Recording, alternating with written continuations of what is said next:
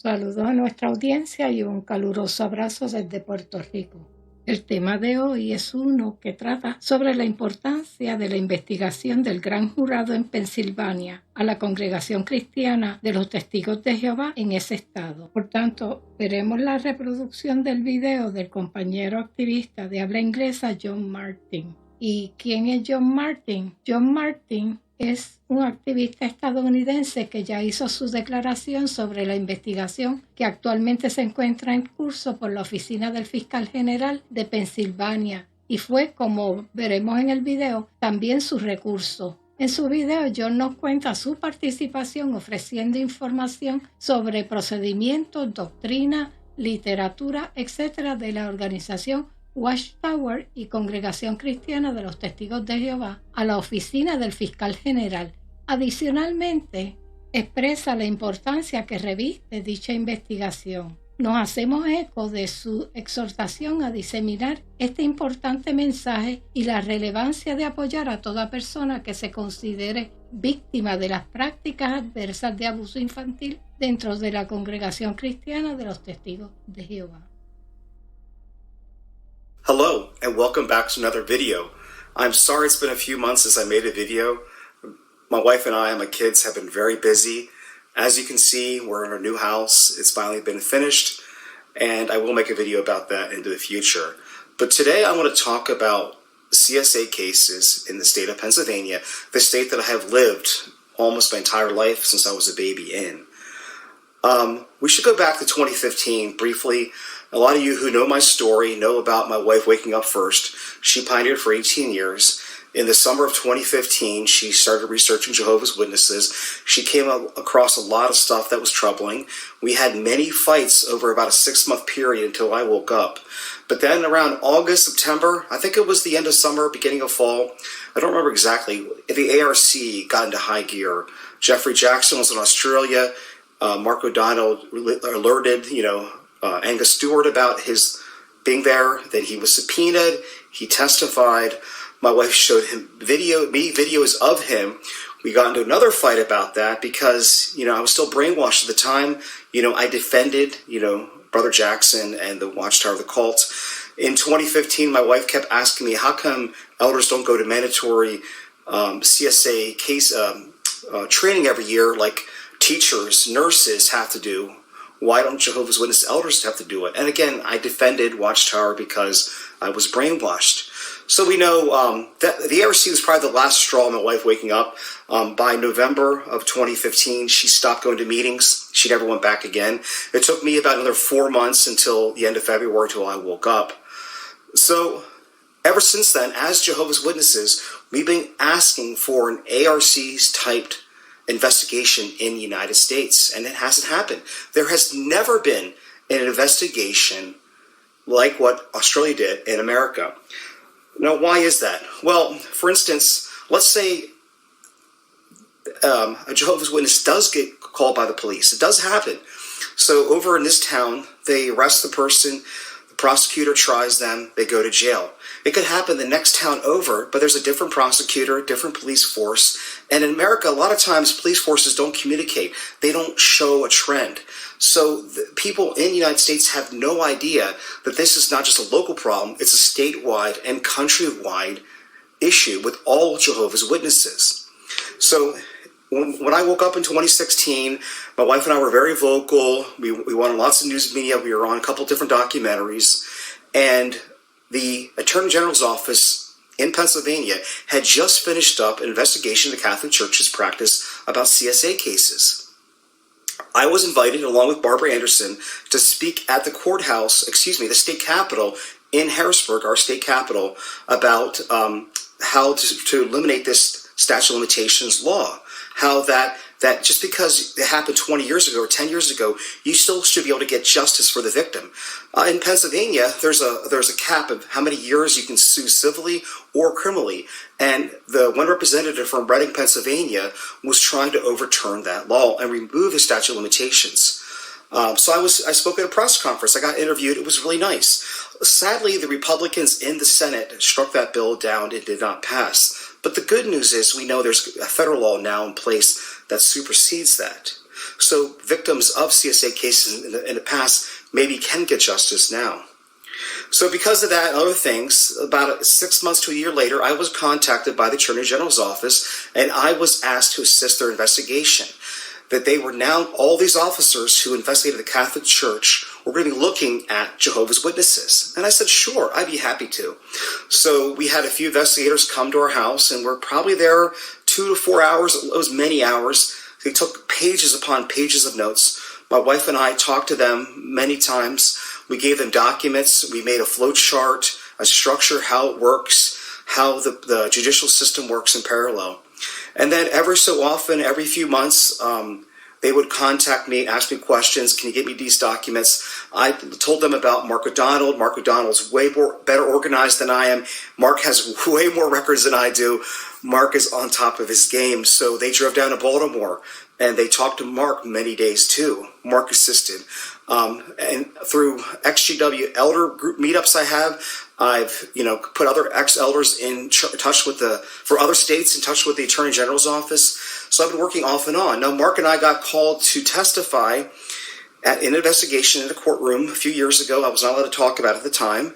And so I was able to tell my story, So this has been going on in the background for many years. Now, the pandemic did slow the work down, but it did speed up in the past few months. Their investigation is wrapping up. It's not finished, but they have enough evidence to get warrants for arrest and subpoena documents. And now we're in the next stage. Now, Josh Shapiro, our current governor of Pennsylvania, was our Attorney General. So he was the one leading, his office was leading this investigation. Right before the election last year, in about October, about maybe 2 weeks before the election, they released a press statement that they arrested 4 Jehovah's Witness men who were from Pennsylvania. 2 were still living in the state, 2 had moved out of the state, for child abuse that happened in Pennsylvania.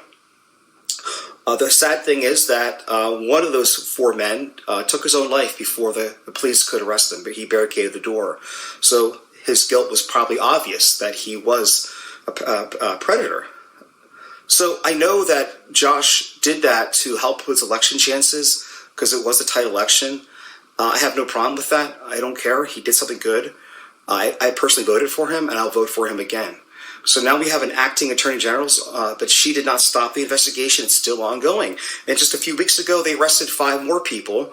1 fled to Puerto Rico, but he was, arrested in Puerto Rico because it's still part of the United States. So is the investigation over? No. Many more people are going to be arrested in the future. But the investigation has stepped into the next phase, and the next phase is that now every elder is liable for criminal or misdemeanor charges because they got a judge to sign off on a warrant to subpoena every single document in every single Kingdom Hall in Pennsylvania. So any CSA cases, any child pornography cases going back to 1987, elders cannot touch, move, alter, or destroy those documents, or they will face criminal penalties.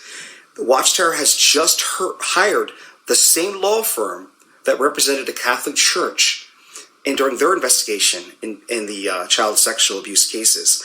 So what does that tell you? Well, if you have nothing to hide, you don't need to hire lawyers, and they are so worried that the elders who most of us know as Jehovah's Witnesses, we were taught that we know more better than engineers, doctors, lawyers. We're smarter than them because we have pure education. So I really think they're worried that some elder is going to say something stupid and make themselves in trouble. So every elder has to go to mandatory, probably a Zoom meeting with that law firm out of Philadelphia, how to handle this case. So what I've heard so far is just 20 counties out of the 67 have been subpoenaed, but all 67 counties are going to be subpoenaed in the future. So if I was a mentally out physically an elder, I'd be worried because, again, if they find evidence that there was a child abuser in your congregation and you did nothing about it and somebody else got hurt, you could be facing penalties too. Maybe not jail time, maybe a fine, but you would be on your permanent record. I don't know how they're going to progress from there. They haven't told me about that yet. For instance, in my daughter's case, the man who hurt my daughter had done that to another congregation, came to my hall. I was not an elder yet, but the elders knew about it. Then they moved to Delaware and did it again. That's happened time after time after time, and those elders are responsible. So then the question is, We know why it's important, but what can all of us do to make this even better? Help is even great. Well, again, if you live in a different state, different country, the Pennsylvania Attorney General's office has no power in Utah or California or New York. But you can help right now. If you're a victim of CSA and you've never told your story, tell your story. Contact local media. Contact your newspaper, your local channel.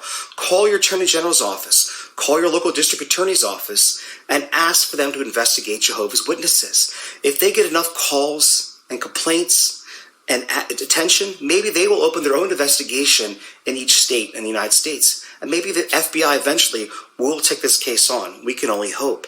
So this is the dark day for all Jehovah's Witnesses in Pennsylvania. They should also be proud at the same time that finally they're getting the bad people out of the organization. But they're going to say this is an attack on Satan. They're going to call me an apostate, liar, a demented person, mentally diseased. I'm okay with that. You can call all the names. I just care about protecting children. It is always fitting that, I'm almost 46. I have lived in Pennsylvania more than 45 years. This is the state where the cult started. This is where the cult got its footing. And this might be the state that takes the cult down. We'll have to see. Time will only tell. So again, things are looking better. Things are getting better. If you have any questions, leave a message down in the video. If you want to talk to me directly, you can follow me on Twitter. I'm at Martin Hawk on Twitter, or XElder on Reddit. You can send me a message there. If you want to talk to the Pennsylvania investigators, even if you don't live in this state, send me a message. I'm happy to send you to the contact information. But again, they don't have any power out of the state of Pennsylvania. But one more thing. Let's just do some simple math. I'm not the first person to do this. Before I wrap this video up, we know there was 1,000 predators in Australia that we know of. Australia has about 60,000 Jehovah's Witnesses. There's about 20 times more Jehovah's Witnesses in the United States. So just simple math means that there's about 20,000 known pedophiles in in the United States that Watchtower are hiding identity. Pennsylvania has about 480 to 520 congregations. I know it was over 500 before I left. I think it's a little less than that. It might be around 480. So there's probably anywhere from 600 to 1,000 pedophiles just in Pennsylvania alone, because Pennsylvania has about 50,000 Jehovah's Witnesses. So if 100, 200 more people can be arrested, taken off the street to protect children, that can make the world a better place. That is why this is so important. And that is why I'm so happy that I had the honor and the privilege to help this Attorney General's office investigate that. One of the neatest things I've ever had in my entire life, is the phone call back in October when the office called me up to thank me for the arrest of those 4 people. That was one of the nicest things that's ever happened to me. And now they didn't call me a few weeks ago. That's okay. I'll give that pass. So maybe my investigation didn't help in those arrests. It's okay. But everybody can do their small part to help take the cult down and protect kids. Thank you for watching. I've shot about 4 videos in the past 4 months since we moved to the new house. Haven't uploaded any of them. I'm very sorry. Been very busy. Also a little lazy. But hey, thank you for watching. Have a great day.